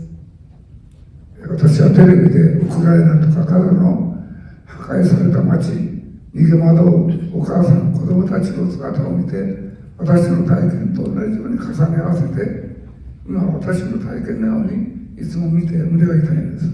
And when I see scenes on television from Ukraine and Gaza of mothers running around fleeing with their young children, I can't help seeing my own experience with my own mother. And it's very painful to see that. 戦争をやめさせ、ガザの人たちを救済し、そして核兵器を使わせない、戦争をやめさせることは、訴える活動、このシカゴでも大学でそういう光景を見ました。そういう運動をもっともっと盛り上げて、私たちが言う核兵器をなくす運動に結びつけていく大きな運動をぜひアメリカでも起こしてください。いろんなデモも拝見しますけども、核兵器を、これは諸悪の根源、人間破壊、環境破壊、気候変動、ジェンダー、すべての問題に通じる核兵器は諸悪の根源です。これは私たちの生活を幸せにすることのこれに大きな、それには若い人たちがネットを使って、例えば呼びかけて、結集して大きな行動を盛り上げる、このようなことも考えていただきたいと思います。I've seen films, I've seen that there's students in Chicago, college students, who have called for the end of war and who have called for saving the people of Gaza. So I know it's possible, it's happened here. What we really need is to build on that, to call for the end of war, and for all of it to spread the understanding that nuclear weapons are at the root of all evils, of the destruction of life and the planet. And this kind of consciousness, please find ways to spread it and call upon your fellow students, fellow young people you know. Thank you very much. Hi, I'd like to ask a question for Ms. Tanaka. Can I ask in Japanese first and then ask again in English? Oh, yeah, that's great. 田中さんに伺いたいことがあって、アメリカの責任とかアメリカの立場についてどうお考えなのかを伺ってみたいです。なんでかというと、原爆を落としたのもアメリカ軍だったし、食料の話されてたけれども、占領期にその初期に食料廃棄をしなかったのはアメリカの占領軍だったと思うんですけれども、簡単な質問ではないけれども、アメリカ軍のについて田中さんがどういうふうに考えられているのか、その責任とか立場についてどう考えられているのかを伺いたいです。I'd like to ask you about how do you feel or think about U.S. positionality and responsibility in a sense, because in Japan it's kind of common to say that atomic bomb was dropped in not a passive voice, but it was the U.S. military who dropped that a bomb. And also about you talk about food shortage and starvation just after World War II, and one of the reasons that occurred is U.S. occupation force didn't supply food packages, at least at first. So I do understand that we cannot explain this in a simple dichotomy of a victim and aggressor, but I'd like to hear your thought about U.S. positionality and responsibility. Thank you. お願いします。ここまでいきましょう。戦後日本はアメリカの占領下でありましたけども、ユニセフの前にアメリカから一応牛乳などの食料を援助されたこともあります。最初の頃、直後にね。それからアメリカのいろんな民間団体のいろいろ経済的、精神的いろんな支援を受けてきた歴史があります。そしてアメリカから民主主義、日本が持っていなかったような非民主的ないろいろ制度を日本が学んだという点があります。私たちは、日本人は占領はされながらもアメリカから学ぶ多くのことを学んだことに、感謝の気持ちがあります。ね、はい、どうぞ。Yes, I did say that we got powdered milk from UNICEF, but in the immediate period after the dropping of the bombs, the end of the war, we did get supplies from America. And later on, there were private organizations, American organizations, sent us many things. There's also the other thing that we learned about democracy. We were occupied, while being occupied, we were learning about democracy. So those are merits to be acknowledged. しかしこの80年経って残念なことがたくさんあります。それはまず核兵器を最初に発明したアメリカがどんどんとその核兵器を開発し、そして、世界がそれとともに核兵器を持つ国がどんどん増えた。このアメリカの責任があります。それとか私たちの、これは核を先のメッセージはこの根源として、核兵器をなくせ、核の被害者を救おうということに対して、そっぽを向いている、無視をしていることに非常に残念に思います。And yet there are regrettable things, of course, that 80 years have passed, and the American government, the US government, continues to, is bent on producing more nuclear weapons, and they try to turn a blind eye to our appeal to join the treaty on the prohibition. それで核兵器を、いまだに核兵器を持つことが、平和のために大切なんだということを言ってることと、それから実は核兵器にもはやトランプ政権もアメリカの政治家たちもコントロールされる時代になっている。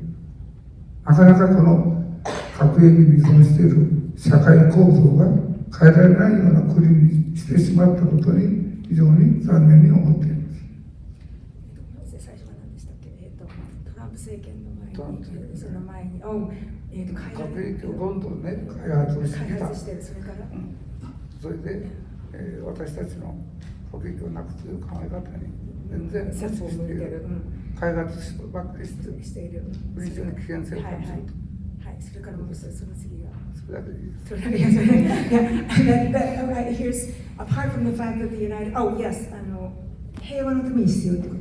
The argument that asserted by the United States and some others that in order, for the very sake of peace, we need to develop nuclear weapons. That's a regrettable fact. And second, and the fact that having this weapon, having this technology has created a social structure that makes it very hard to break out of it. That in fact, political leaders, including Trump, are controlled by the structure that's been created by the possession of this technology. それとかつて私たちがお手本にしてきた民主主義の国が、民主主義は破壊されている、破壊されつつあるのではないか。非常に横暴専制的な政治がこれ以上ひどくなるんではないかと非常に心配しています。And moreover, this country that we had taken to be our teachers, our model for democracy, democracy seems to be being destroyed, and this country seems to be moving in a direction of violent, coercive authoritarianism, and that causes us enormous concern. よく被爆者に聞かれるんですが、アメリカに対する憎しみはあります。ありますが、核兵器をなくすこと、核兵器をなくしてくれれば、私たちは核兵器をまず憎む。核兵器をなくすれば、憎しみはなくなりますよと。しかし核兵器をなくさない限り、私は被害を受けた憎しみは忘れないことにしています。We Hibakusha are often asked if you don't hate the United States for having dropped the atomic weapon. It is true, there is hatred, but if the weapons could be eliminated, our hatred is for the weapons. And if the United States and other nuclear power holders, but if the United States were to move towards abolishing nuclear weapons, then that hatred would go away. But as he ended this passage, he said that yes, but I will continue to hold my hatred for the suffering caused by nuclear weapons until they are abolished. 昨年の春、アメリカのカトリックのパックス・クリスティという平和団体が広島に来られて、被爆者の皆さんに原爆投下の謝罪をしたいと言われました。私たちはあなたたちの謝罪も受け止めるけれども、あなたたちに謝ってもらう筋はない。アメリカ政府に原爆投下の謝罪を求めたい。一緒にやりましょうということで、アメリカ政府に原爆投下の謝罪を求める共同声明というのを出しました。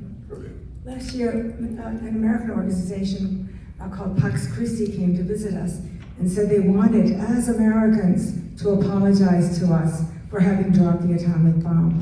And we said, it's not you that we are holding responsible for that act. It's the United States government. Why don't we join together in seeking that apology from the United States government? So they issued a joint statement to that effect.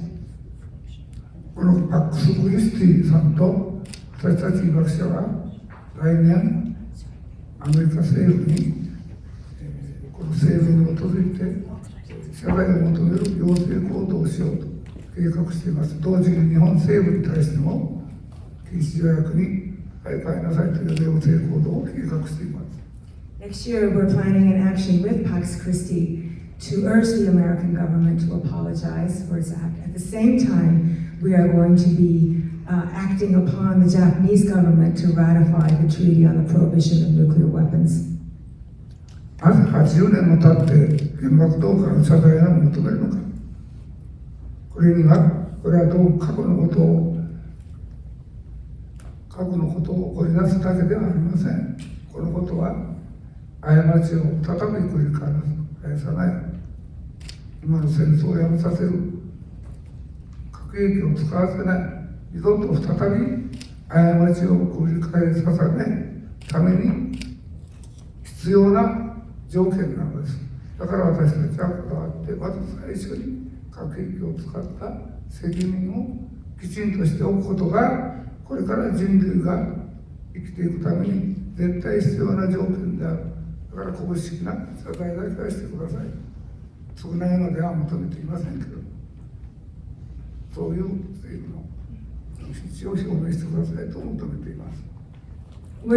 People might say, why are you bothering to ask for an apology 80 years after the fact? Again, it's not because it's something past. We think that for the first country to use nuclear weapons, for them to acknowledge their responsibility in an official way is essential for us to create a future in which human beings can continue to live. That's our goal. It's not digging up old animosity. It's something necessary for our present and future. I apologize. I don't want to cut off, but we are running out of time, and I apologize. But I want the speakers to stay there, and in conclusion, and also after this event, we have some reflections out there, so you have some time to interact with our guest speakers. So that's the opportunities for you to ask questions and interact with our guests. And in concluding this event, I would like ask Dr. Norma Field to give us a brief reflections. I think I've already had a chance to talk quite enough. The two of them, and then in their response to their questions, have really addressed all the things I would want to have said. But I think in my interpretation or summary of what both Dr. Gómez and Mr. Tanaka said, one thing, and I'm really quoting the late, great Dr. Jeffrey Patterson, who died 6 or 7 years ago. He was the next president to be the next president of Physicians for Social Responsibility. And he said everything related to the nuclear industry can be summarized by the acronym SCUM. Secrecy, cover-up, minimization, right?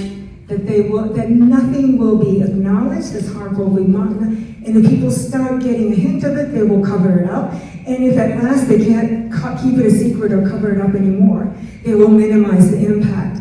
And so we all of us live under that regime. Some of us have suffered much more visibly and recognizably. And I think one of the great deceptions that's been perpetrated, there are two. The notion that there are atoms that are good for war and atoms that are good for peace, that Dr. Gómez got at, and Mr. Tanaka also feels very strongly. That deception, it's incredible how powerful that is. And I suppose because people want to believe it.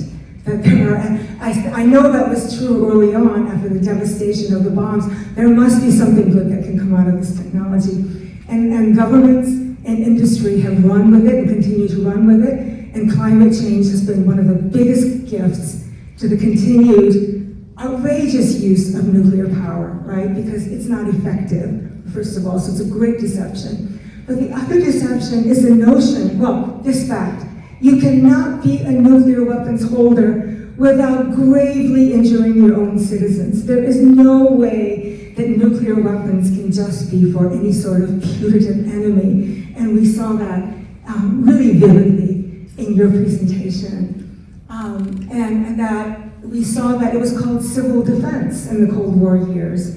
And I like to say this because we're in Chicago, where students and staff of the University of Chicago took part in an ingestion experiment of radio fallout from the Nevada test site and simulated fallout. I mean, that is causing the kind of internal exposure that both of our speakers talked about. What happens when you eat food grown in contaminated soil, when you can only drink contaminated water? Well, you take students and staff of the university and feed them that stuff. That's a pretty direct way. This desire to measure to find out just how effective your weapons are, that goes everywhere. This is really one of the, not one of the most dramatic ways in which citizens are injured by their own government. And when they're asked, these students and staff said they were happy to contribute to civil defense of the United States, right? So this great, the lure of patriotism to invite yourself and other living things to be damaged by nuclear power. And nuclear power plants in their ordinary operation. Just in that operation part, we're not talking about the mining and refining and all of that, because that clearly is a multitude of opportunities on that chain to be exposed, but even during ordinary operation is exposing people. So we've been living with this great deception, this technology, and that I would like to know how to get people to face up to that, to start on the path that we all want. Thanks so much.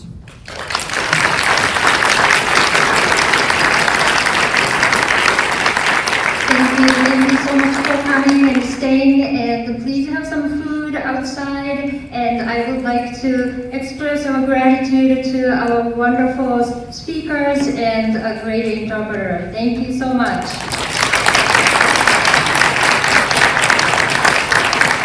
We have more of these events, so please check the DePaul Humanities Center's website. And I would also like to extend my gratitude to Associate Director of the DePaul Humanities Center, Dr. Anna Kulisov, and Student Assistant Taylor and Chimai. Thank you. Thank you all. Have a good night.